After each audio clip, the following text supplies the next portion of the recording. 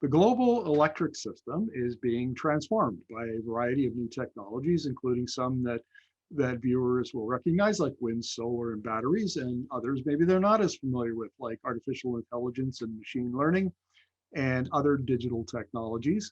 And all of that change is creating pressure on utilities, Europe, Asia, United States, doesn't matter, but to change their business model, to change the way electricity is produced and consumed. And no surprise, the same pressures are being exerted on Alberta. So the Alberta Utilities Commission undertook a consultative process started in 2018. It reported a couple of weeks ago, and some very, very interesting insights into what's going on in the Alberta electrical system. So we're going to talk to Olexandr Vasetsky, who's the Director of Technology and Innovation at the Commission. Welcome to the interview, Olex. Happy to be here. Thanks. Look, let's start with an overview of the study. Just give us a brief overview and why it was called and what some of the key issues were. Right. So you were right. We initiated in your observation that we initiated the inquiry in 2018, and we did so in recognition of the fact that we don't have as much of those pressures that some of the more advanced jurisdictions in terms of distributed energy resources see, like California or Hawaii or Arizona. But what we did see, we started to see the first signs. And if there is a lesson that we learned from other jurisdictions, is that if these changes are not addressed in sort of an organized and anticipatory way, a lot of things can go wrong. And then it's really hard to unwind the consequences of the things that could go wrong. So we decided to be proactive and go get ahead of things. And we started the inquiry in 2018 to examine those issues and how to address them in a proactive way before we sort of get hit with a wave.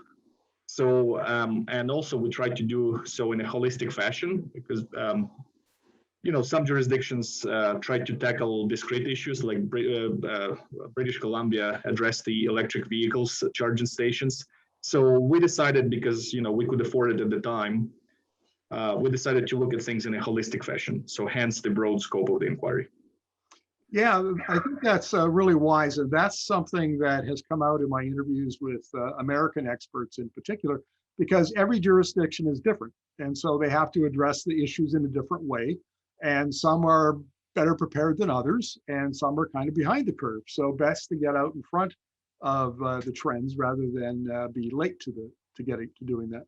So let's talk about distributed energy resources, DER. So we're primarily talking about wind, solar, and battery storage. And one of the themes in that study that I picked up on was the utilities are really worried that because of high costs, not related to the cost of electricity, but transmission and distribution and other costs, that some of the big commercial customers are looking at self-generation. They're looking at generating their own electrical power, which then they might even leave the grid. And then that is a big loss of revenue. And then that cost has to be shared amongst other customers. Have I got that right? Absolutely, yeah. So what are we talking about? Like, how serious is the problem now? And when do you expect it will become more serious going forward? So I wouldn't call the problem to be serious at the moment. There is definitely unhappiness, and I'm not sure it's specific to Alberta, about the level of what we call here wires charges in general, the distribution and transmission costs.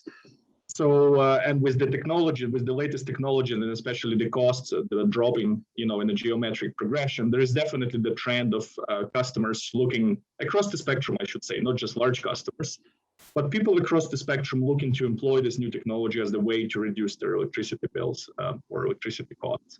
So again, I wouldn't call it an urgent issue, but it's definitely an issue to watch out for, because again, once you see a wide proliferation or adoption of these technologies, potentially bad things can happen.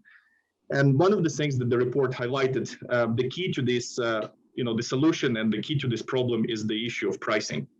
Because to the extent that we still base pricing on, the old, let's call it the old model of allocated or fully allocated costs, then to the extent somebody can bypass those costs, the problem arises that the rest of the customers have to pick up the tab, right? So this is where you sort of can see the death spiral, snowball effect of, as more and more customers adopt the technology, the remaining customers have to pay the increased, the remaining portion of costs, so which further incents them to leave the system or bypass it at least. Right. I mean, I can certainly understand that. And that gets us to the issue of market design. And that is a big issue any place where you don't have the big vertically integrated utilities like, say, a BC Hydro or a Quebec Hydro, where they have a monopoly basically on generation and distribution and even in retail. But Alberta is the big exception in Canada, of course, because it has a more market-driven regulated system. And so that's more like what many of the American jurisdictions have. And not so much rate design, but market design. How do you design different markets, wholesale markets, time ahead markets, all of that, to make that system function seamlessly and efficiently? And everybody's taking different approaches to it. And it doesn't seem like anybody's found the perfect recipe yet. Is that a fair description of where we're at? Yeah, there is no silver bullet solution, unfortunately. So in the report, we certainly paid attention to the market, but we did not address it specifically. That's a whole different area. You're absolutely right that one needs to be very careful. So throughout the report, you could see observations that in thinking about the future of the networks, the regulated part, the distribution and transmission networks, one has to be very cognizant about the effect on market design, because arguably those networks facilitate the market, right? They deliver energy to customers and from generators to end use customers. So throughout the report, we made sure to pay special attention to saying that the what we call in Alberta the FEOC market. Sorry, I forgot the acronym. I should know it, but yeah. Open and competitive market that needs to be preserved. Right. Okay. So that's something that I assume will get addressed down the road, is some attention to Alberta market design. Let's talk about wind, solar, and batteries, because that's one thing that our viewers and readers are well aware of declining costs. They now understand that on a kilowatt hour or a megawatt hour basis that wind and solar are cheaper, and battery storage costs are dropping dramatically. You see big adoptions in places like California and Australia. So that's clearly going to come to Alberta, and already is, I guess. So do you foresee going forward that as we get weaned off coal and try to hit the no coal by 2030 target, that we're going to see a lot more wind and solar and significant amounts of battery? That's a very good question. Something that you mentioned in your question, saying that cheaper on per kilowatt hour basis. So again, it all comes down to pricing, because we heard from at least some parties that saying that they are cheaper comparatively because the current grid is not priced correctly. And one of the highlights is, for example, that if you're charging a lot of the cost of the grid, which is essentially a fixed cost, on a variable basis, so this provides an undue incentive to people to invest and install these DERs and avoid paying their fair share of system costs, and then somebody else has to pick up the tab. So again, we have to be careful. We need to make sure that the system is priced correctly, and this is one of the themes of the report. There are different proposals on the spectrum, and at one end there is a fully fixed charge where basically no matter what you do, you can't influence your wires costs, and then there are some more sophisticated mechanisms like time of use and demand charges.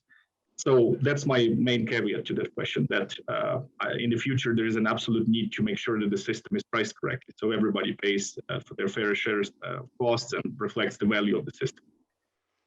So with that caveat, I already mentioned the report observed declining costs, and people are clamoring for more choice in where they get their energy and how they use it. So I think the trend is going to continue, and we will see more and more of these resources connected to the grid. No, I had an interview yesterday with a former Minnesota utility executive, and he's talking about the utility of the future.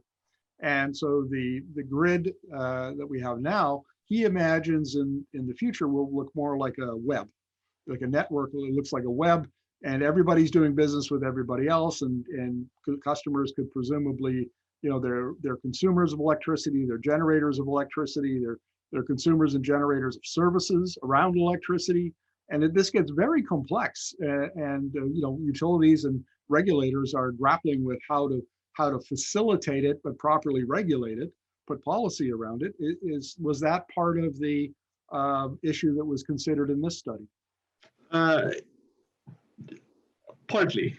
We didn't go too deep into that area, but we got submissions from, again, we had a broad participation, and some parties did bring this very interesting evidence on the evolution of the distribution utility of the future.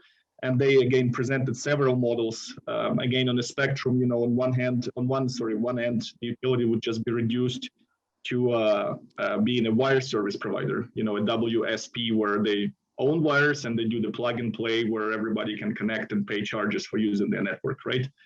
And then on the other end of the spectrum was this distribution utility almost behaving like a mini IESO, where they would coordinate the distributed energy resources and dispatch them up, dispatch them down. So there was definitely some interesting discussion. The report was lengthy as it is because of the large scope. We couldn't unfortunately address every single proposal, but the record was quite strong, and that was certainly one of the aspects that people wanted to bring to attention, the evolution of the regulated utility.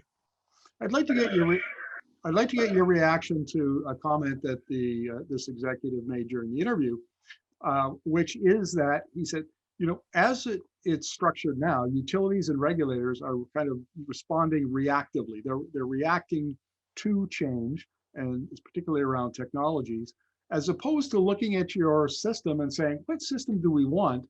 And then going out and designing that system, to meet their customers' needs and their utilities needs as well. And so would you say that Alberta and the AUC is reacting to change, or is it trying to get out of and design the system that it thinks its customers and Albertans need? I would like to think that we launched the inquiry to dispel that notion and to get ahead of the issues as we discussed. But again, as the report observes, we can't do it alone. It's a collaborative process, and the Commission's effort alone are not enough. We run against some policy calls, so we need to work closely with the provincial government. We need to work very closely with the ISO, our transmission system operator. We also need to get the utilities on board and the third-party players like DER proponents. So in order to get ahead, it's a collective effort. And we would like to think that the inquiry was the first step in that long and hopefully productive conversation about the future of the regulated utility. Well, let's talk about the future and where the AUC and the industry goes from here. There weren't any really strong recommendations, or specific recommendations is maybe a better way to describe it. I mean, there were things like create a utility roadmap to identify triggers for when the industry and the AUC should begin taking more proactive action. Objective assessment of value that DERs may deliver to the Alberta grid, those sorts of things. But is this essentially a case of we need more collaboration, more consultation, more study before we get around to knowing what exactly it is that we need to do? So I would say my answer would be twofold. So one, within the issues considered in the inquiry, so we heard from parties that there are different ways to sort of lead the change. Some regulators sort of, they take a very active approach, and they, I'll give a specific example, and we heard specifically to the adoption of advanced metering infrastructure, AMI. Some regulators just say, do it, implement that this is one of the key enablers of the future, so do it. Versus other regulators take a more sort of market-based approach, do it when you feel the need for it, when the market calls for it, when the benefits of doing so sort of outweigh the costs, right? And traditionally, the AUC has been more of the latter type of the regulator, where we sort of let the market lead the way versus just mandating. So that's one half of my answer. The other half of the answer, we have to consider the future process against the backdrop of the current economic situation, where some people are struggling to pay their bills. And as the inquiry was wrapping up, we heard from the utilities that the priorities as of that moment was to keep the lights on. So there was this general sense of regulatory fatigue, of having big proceedings, consultations when people had urgent priorities on their hands. So that's the second part of my answer. In light of the current economic situation and the general environment, we felt to just go into yet another consultation, yet another big proceeding to start hashing out some of these issues. The time was just not appropriate. So. Well, Olex, let's wrap up the interview with this question. Looking ahead to the future, and based on what you heard from the various stakeholders and the submissions that you read from them, looking ahead 5, 10 years, 20 years, are you confident that Alberta is going to be able to, its electrical system is going to be able to evolve to keep up with the changing technologies, with climate policy? I mean, the need to electrify so much of the economy to avoid emissions, that sort of thing. Are you confident that Alberta is well situated and prepared for that? I'm very optimistic. I was very positively impressed with the stakeholders' response and participation in the inquiry. There was this level of optimism from everyone, and more importantly, it sounded like everybody was on board. We heard from key stakeholders, let's do it. And I already see some positive signs on one particular aspect. One of the key takeaways was the need to address storage, energy storage, batteries that you mentioned in Alberta. And these things are happening as we speak. So key stakeholders are getting together and trying to address that lack of certainty, lack of definition. So you already have an instance of one very positive and tangible outcome from the PSI. Olex, thank you very much for this. Really appreciate it. You're welcome.